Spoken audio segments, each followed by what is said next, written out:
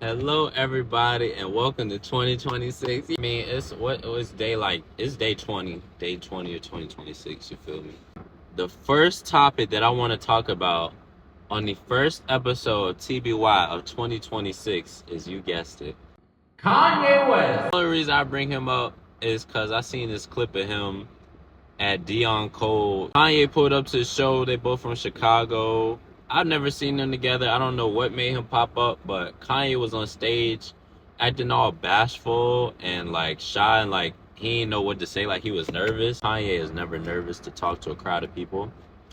So the reason I even bring this topic up is because it got me thinking about all these celebrities who just go away and then come back, and it's like they're reinventing themselves. I feel like it's not just them reinventing themselves. I feel like they're trying to like get people to like engage in the whole clone narrative, because everyone likes to say, people are getting cloned, especially celebrities, for whatever weird reason. And I feel like he's trying to play into that, like he's an NPC now or something. But apparently he got new music coming out. I'm gonna give it a listen. So, shout out to him. Staying in music, I saw a post on Instagram. The whole like deep dive into it, but just the caption alone is what I want to discuss. Has music become too subjective? And I'm sure many people have had this thought before, but I saw this on overlooked.ig. But I thought that was a really interesting question because there's so many new artists, so many underground artists in the hip hop scene, and I feel like the underground has taken over hip hop. For me personally, I know, not everyone has that opinion, but I really rock with the underground. But it is kind of like really subjective, as like these bubbles of fans, there's starting to be less and less crossover, and there's just been like these smaller bubbles the more artists like come out. And it's because like I feel like, to me, it's like everybody's trying to sound like the next guy, and it's like they're doing this, they're trying to take aspects of this sound and take it to a whole nother level. But when you do that, sometimes it just sounds like noise. I feel like there's a difference between like just music you can sit and vibe to and music that's like performative music. Think Whole Lotta Red. People weren't really rocking with that until they saw the shows and stuff. So I get it, like it may not sound great like to your ears, you might not get it, but if you see it perform, that's a whole different story. But I don't know. I don't feel like I'm getting, personally for me, I don't feel like my ears are like getting old to where it's like, oh, this is the new young stuff. I can't even get down with that. But it's like, it's just kind of sounding like noise to me. I rock with Shay, I rock with Osama's son. Like I can get out what they're saying. But some of this new stuff, I'm like, I don't know. But I do feel like they're starting to be it's just becoming more and more subjective, like the caption suggests, because there's so many artists I rock with, and I'm like, oh my gosh, I cannot believe, like, this is some of the greatest music I'm hearing at the moment. And then I talk to other people about it, they're like, oh, I never heard of that. Who? What? So it's like, why? It's crazy how it's so hard to have just like a Drake, like a artist that so many people can rock and connect with. Like that has become extinct almost in this day and age, especially in rap. So hope we can fix that soon. You know what I'm saying? More social media news. This happened last year, but I just want to shout these guys out. There was like 3 teenagers in some bar in Miami, it looks like, or wherever they were. But the police was coming up to talk to them for whatever reason. I don't know if they was customers or if they worked there, but they was coming to talk to them. And at first they was like, yeah, they was heading to the door. Boom. One of the dudes, he jump out. Now he started doing like football juking route stuff. Like I ain't never, like he moving like Devontae Smith. He hit the one with a jump cut, he said, and then he stopped, like he dropped on one foot and just took off the other direct. Like bro got away so smooth from 2 police officers. His friends, they weren't that smooth, but look, they all got away. Somehow they all got away. I'm gonna put a clip in it so y'all can see, but it like warmed my heart. Yeah, we need to talk to you real quick. Walk out. Grab him. What? Where you going? Bad idea, man.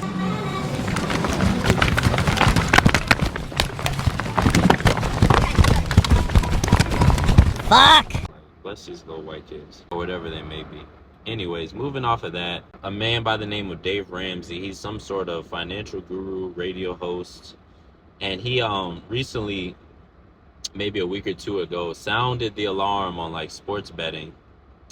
and says it poses a serious threat to young men in their 20s, which I agree with that sentiment. But my thing with that is I don't understand why people are still sports betting. Like, I'll be real, I'm sure some of y'all are hitting like 1 out of every 12 parlays y'all do, but be realistic. Like, you're probably losing a lot more than you're winning. If you just got money to blow, I mean, forget about it. But it's like most of the times they don't have it like that, and they're trying to, like, you know, get a shortcut. But like, gambling is a sin, bro. There's a reason for that, and clearly it's addictive, and it's messing a lot of people, you know, minds up and stuff. Now look, have I bought an OnlyFans or two back in my day? I'm not going to even answer that question. But my thing is, like, why are we betting on sports when we know it's fixed? The FBI just came in and told y'all the NBA is fixing games. And we know it's not just them. So why? I just don't understand, like, guys.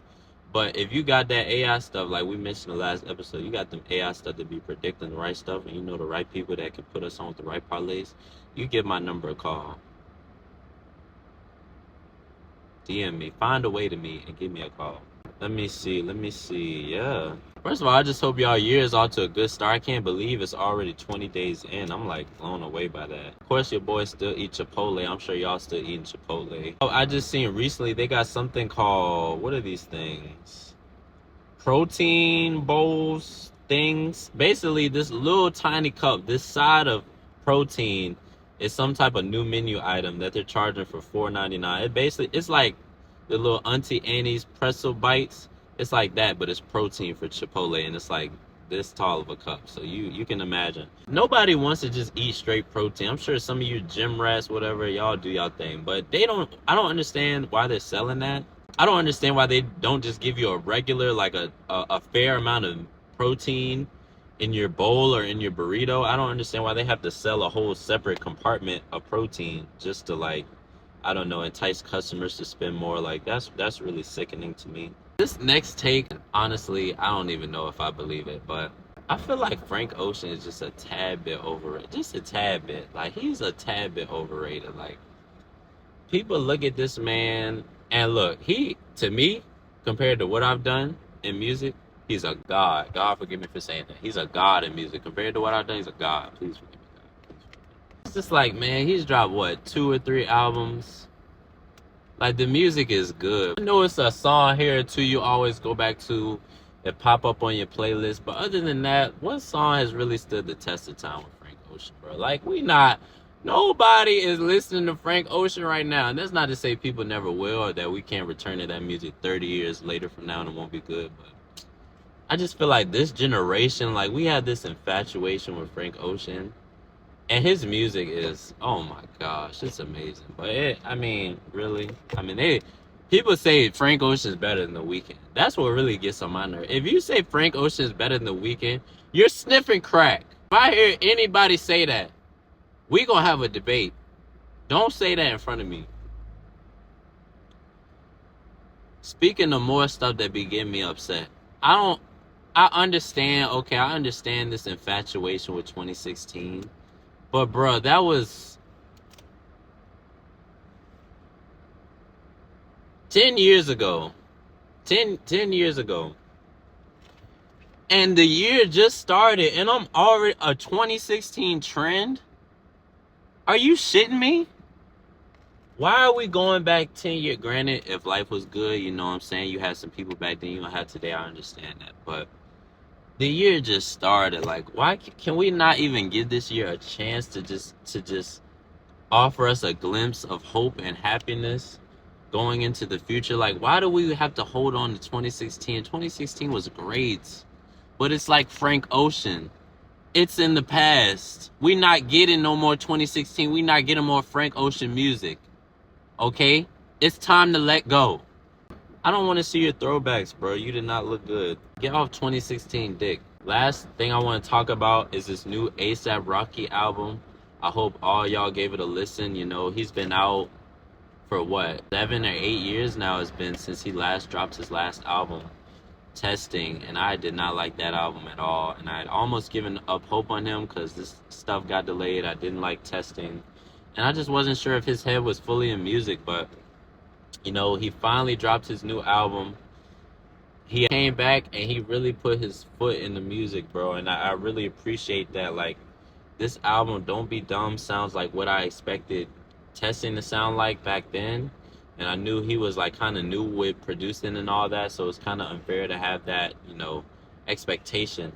And I'm glad that I got to see the growth. Even though I didn't like the last album, I gave it a listen. I'm glad I got to see the growth from that to here. And like, man, he's really diving into different genres and like doing it in a really cool and like just his ASAP Jiggy way. He's like really 101 when it comes to like song making. And man, I'm not that big into Doechie's music. He really, like, that song they have together really made me a fan of Doechii, bro. Like, for real, like, she slid on that, and that's the type of production I love. And I love that he chose her for that song because she bodied it.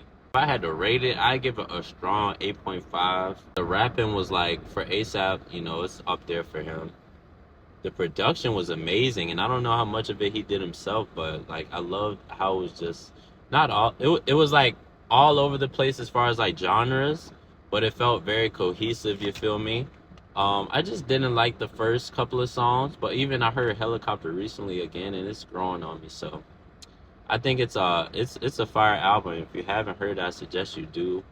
I was talking to my boy about it yesterday and was like, a lot of these new kids, they don't know about ASAP Rocky. I mean, who cares? But I think he's a really dope artist. He's been a really dope artist through my childhood and me coming up, and I'm glad that I can still enjoy his music to this day. And I'm sure you will too. Give it a listen, you feel me? But that has been the 26th episode, to be honest, man. I pray for all of you going into this new year. I pray that you achieve each and every one of your goals and that y'all keep striving and make this your best year yet. To be honest, checking out. Deuces.